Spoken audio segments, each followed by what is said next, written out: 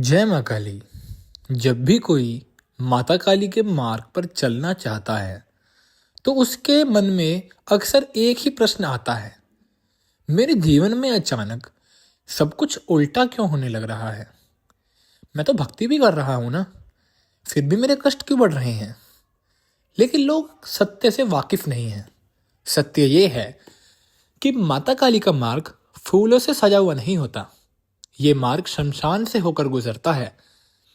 ये मार्ग अहंकार को काटता है और आत्मा को शुद्ध करता है और अंदर छुपे हर अंधकार को खत्म कर सकता है। माता काली जब किसी पर कृपा करती हैं तो सबसे पहले वो उसको सुख नहीं बल्कि सत्य देती हैं, क्योंकि माता काली जानती हैं कि सत्य एक ऐसी चीज है जिसके द्वारा आप बहुत सारी चीज कर सकते हैं, जिसकी वजह से आप कभी भी भ्रम में नहीं रहेंगे। आज के इस वीडियो में मैं आपको बताने जा रहा हूं वो 5 कष्ट जो अगर साधना के समय आपके जीवन में आ रहे हैं तो ये संकेत है कि माता काली आपको नजरअंदाज नहीं कर रही, बल्कि आपको चुन रही हैं एक बहुत बड़े कार्य के लिए। लेकिन वीडियो में आगे बढ़ने से पहले अगर आप शिव अर्पण पर पहली बार आए हैं तो चैनल को सब्सक्राइब कर लीजिए। वीडियो अच्छी लगे तो वीडियो को लाइक ज़रूर करिएगा। चलते हैं अपने वीडियो की तरफ। सबसे पहला कष्ट, बिना कारण भय और असहजता।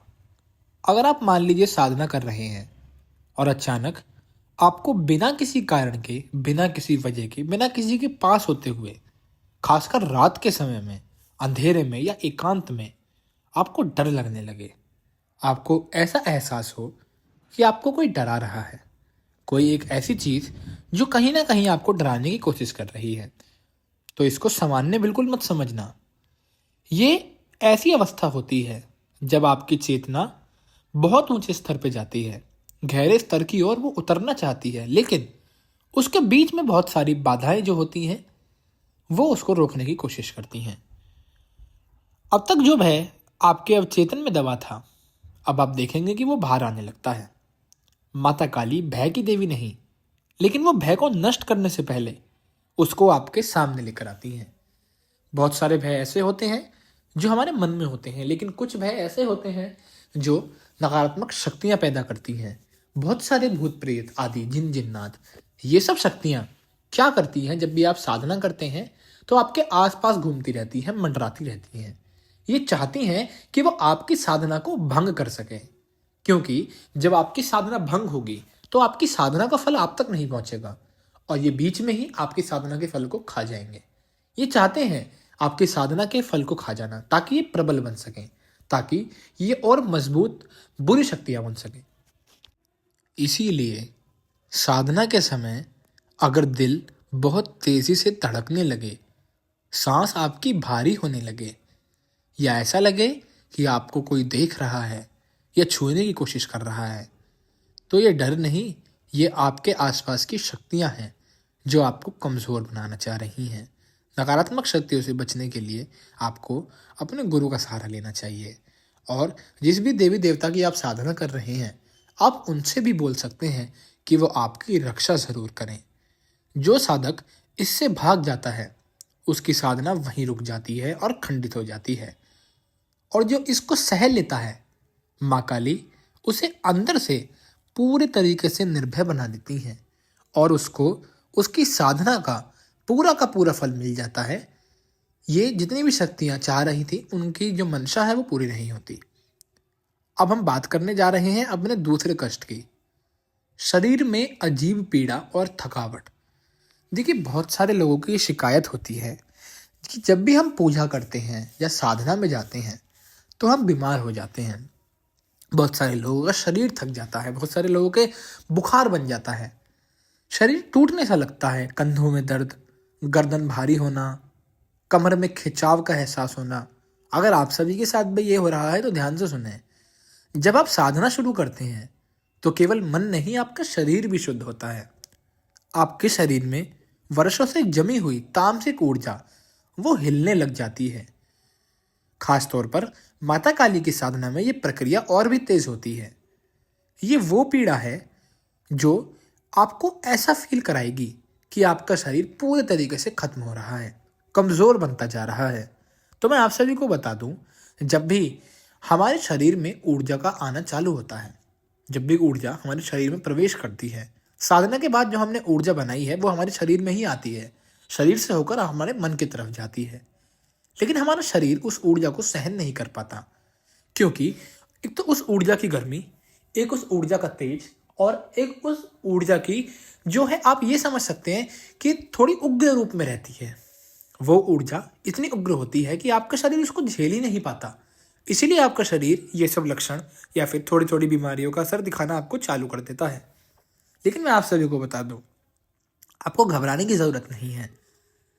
आपको बस ये चीज़ पे गौर करना है कि जो आप पूजा कर रहे हैं, क्या आप उतनी कर रहे हैं जितनी आपको करनी चाहिए? क्योंकि ज़रूरत से ज़्यादा खाना खाना या पानी पीना भी हानिकारक बन जाता है। ज़रूरत से ज़्यादा कसरत करना भी शरीर के लिए बुरा हो सकता है। इसीलिए ज़रूरत से ज़्यादा पूजा करना भी हो सकता है कि आपके लिए अच्छा ना हो। और अगर ये दर्द साधना के बाद ही होता है और फिर धीरे धीरे खुद ही शांत हो जा रहा है, तो समझ लेना कि ये ऊर्जा का एक परिवर्तन है। माता काली जो आपके शरीर को एक नया पात्र बना रही है, उसमें जितनी भी ऊर्जा होगी वो रहेगी। अब बात करते हैं अपने तीसरे कष्ट की। ये रिश्तों में टूटना या अकेलापन लेकर अपने साथ आता है। और देखिए, ये जो कष्ट है ये बहुत पीड़ादायक होता है। इस कष्ट के साथ बहुत सारे लोग टूट जाते हैं, बहुत सारे लोग अकेले पड़ जाते हैं। आप देखेंगे कि अचानक आपके आसपास के लोग जो हैं वो बदलने चालू हो जाएंगे। अपने ही आपको समझ नहीं पाएंगे, जिनको आप अपना बोलते थे, जिनको आप ये सोचते थे कि ये मेरे अपने हैं, मुझे कभी हानि नहीं पहुंचाएंगे, मेरा कभी अहित नहीं करेंगे। आप देखते हैं अब वही लोग आपके लिए एक ऐसा माने जैसे दुश्मन का काम करते हैं। आपको ऐसा लगेगा कि जो लोग मेरे पास हैं वो मुझसे दूर होते जा रहे हैं, और जो दूर थे वो खुद ब खुद हट ही जाते हैं। कुछ लोग ऐसे होते हैं जिनसे हम रोज़ाना बात करते हैं, जिनसे हमारे ताल्लुकात रोज़ के होते हैं, लेकिन कुछ लोग ऐसे होते हैं जो हमसे कभी कभी मिलते हैं। लेकिन आप देखते हैं कि वो लोग भी अब धीरे धीरे आपसे दूर हटते जा रहे हैं। जो लोग पहले आपके बहुत सगे संबंधी बनते थे, अब वही लोग आपसे दूर हटते हैं। आप सोचते हैं ऐसी क्या गलती कर दी मैंने, ऐसा कौन सा कर्म है मेरा जिसका मैं फल भुगत रहा हूँ। लेकिन सच्चाई सच्चाई एकदम अलग होती है। माता काली जो आपको भीड़ से अलग करना चाहती हैं, वो इसलिए क्योंकि जब तक आप भीड़ में रहेंगे आप अपने बारे में गहराई से नहीं जान पाएंगे। और माता काली चाहती हैं कि आप अपने बारे में बहुत ही गहराई से जानें, क्योंकि जब आप अपने बारे में नहीं जानेंगे तब तक आप शक्तियों के बारे में कैसे जानेंगे, आप अपने आप को संभालेंगे कैसे। मैं आप सभी को बता दूं, हर कोई इस ऊर्जा को सह नहीं पाता। जो लोग आपकी पुरानी चेतना से जुड़े थे वो आपकी नई चेतना से मेल ही नहीं खाते। माता काली आपको अकेला करती हैं ताकि वो आपके अंदर की आवाज़ सुन सकें, क्योंकि आपके अंदर भी एक आवाज़ होती है। ऐसा ही नहीं है कि आप अगर कुछ बोल रहे हैं तो वो सुनती नहीं है, माँ उसको भी सुनती है, और आपको भी माँ की बात सुननी होती है। आपको एक चीज़ याद रखनी है, माता काली आपको अकेला करती हैं, लेकिन कभी भी असलियत में अकेला छोड़ती नहीं है, क्योंकि ये अकेलापन आपकी सज़ा नहीं, ये दीक्षा है। तो इसका आपको दीक्षा के रूप में यही देना होता है कि अकेले रहकर अपने आप को सबसे ज़्यादा तपाने की आप कोशिश कर सकते हैं। क्योंकि जितना ज़्यादा आप अकेले रहकर खुद को तपा लेंगे, उतना ही ज़्यादा आप देखेंगे कि आपके ऊपर माता काली की कृपा हो रही है। और बहुत सारी ऐसी सिद्धियां हैं जो आप अकेले प्राप्त कर सकते हैं। बहुत सारी ऐसी सिद्धियां हैं जिसमें यह त्याग लगता ही है। और मैं कहूँ तो माता काली की जितनी भी आप सिद्धियां ज़्यादातर करते हैं उसमें लोग आपसे दूर हटते हैं, क्योंकि वो लोग आपके लिए बाधा बन सकते हैं, वो लोग आपको हानि पहुंचा सकते हैं, आपको कमज़ोर बना सकते हैं। इसीलिए माता काली उनको हटा देती है। अब बात करते हैं अपने चौथे और आखिरी कष्ट की, मन में अजीब विचारों का उठते रहना। देखिए, साधना के समय आप देखेंगे कि आपके मन में अजीब अजीब डरावने डरावने नकारात्मक विचार आते ही रहते हैं और बार बार आते हैं। तो याद रखें कि मन की सफाई के समय गंदगी पहले निकलेगी, गंदगी ऊपर आएगी तभी तो बाहर निकलेगी, इसलिए वो गंदगी आपको महसूस होती है। ये जो विचार हैं ये आपके नहीं, ये वे संस्कार हैं जो वर्षों से दबे हुए थे, जो आपको अंदर ही अंदर कमजोर बना रहे थे। ये वो सब चीजें हैं जो आपको कमजोर बनाने के लिए आपके अंदर बैठी हुई है। माता काली कुछ भी छुपाकर आपसे नहीं रखेंगी। अगर आप इन विचारों को देखकर घबरा गए तो आपकी साधना भी रुक सकती है, लेकिन अगर आप बस साक्षी बन गए तो ये विचार खुद ही समाप्त हो जाता है। आप देखते हैं कि ये विचार अब आपको और परेशान नहीं करेगा। पांचवा, साधना छोड़ देने का मन। जब आपका मन कहे बस बहुत हो गया, अब कोई फायदा नहीं, मुझे ये साधना नहीं करनी, यहीं पर अधिकांश लोग रुक जाते हैं। लेकिन ध्यान से सुने, जिस दिन साधना छोड़ने का मन सबसे ज्यादा करे उसी दिन साधना सबसे ज्यादा काम कर रही होती है।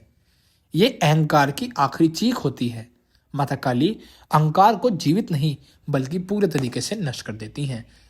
अगर आप सभी के साथ भी ये सब संकेत हो रहे हैं तो कमेंट करके मुझे ज़रूर बताइएगा। वीडियो अच्छी लगी हो तो वीडियो को लाइक करिएगा, चैनल को सब्सक्राइब करिएगा।